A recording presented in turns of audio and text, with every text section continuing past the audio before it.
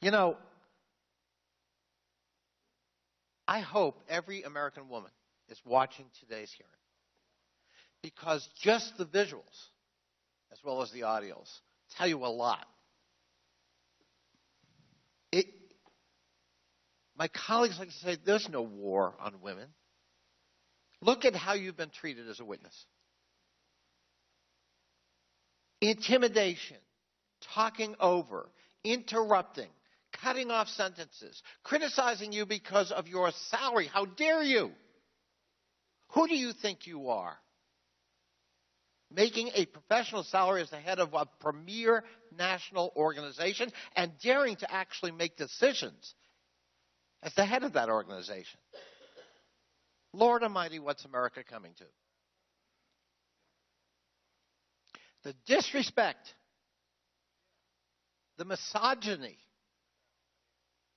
rampant here today, tells us what is really going on here.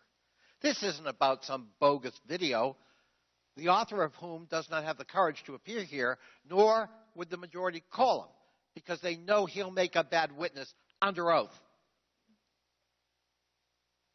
This is about a conservative philosophy that says we are constitutionalists. They hold it up. We believe in rugged individualism and personal liberty, with one big carve-out, though.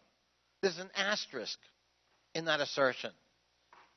And that is, except when it comes to women controlling their own bodies and making their own health decisions. You would never know that the Constitution, according to the Supreme Court, guarantees a right to choice.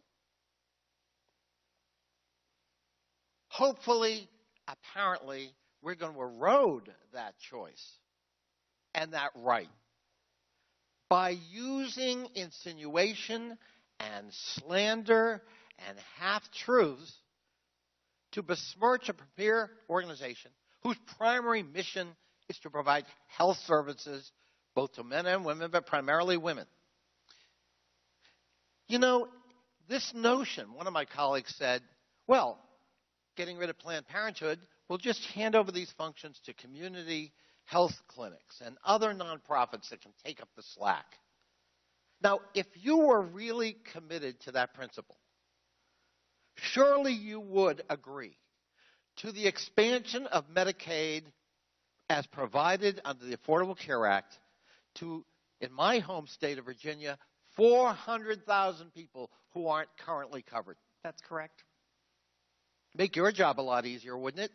A lot of women, a lot of families in this country need access to health care that aren't getting it. So if we really mean it, that's what we do. But of course, the very same people who are saying that vehemently oppose the expansion of Medicaid, which would be funded in the first 3 years by 100% of federal dollars and thereafter 90%, a good deal for any state, which might be why the governor of Ohio, the Republican governor of Ohio, actually agreed with that and expanded it. That's right. Is there anything else you want to add uninterrupted with some sense of respect, Ms. Richards? Let me at least provide that to you. Well, thank you, Congressman. And I did want to respond to some of what's been said. We are a healthcare provider to 2.7 million people every year. They come to us by choice.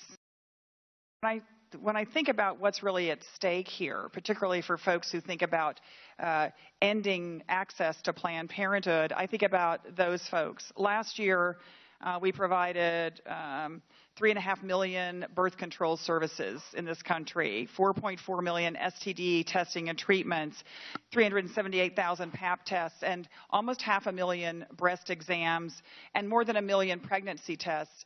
I think it's interesting, one of the things we do at Planned Parenthood is we work to the highest level, most current level of health care for women.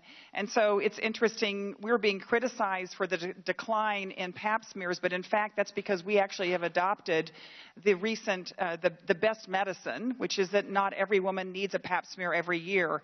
To me, that's what we're about, is making sure that every woman in this country, regardless of where she lives, regardless of her income, her immigration status, whether she's insured, can get access to health care.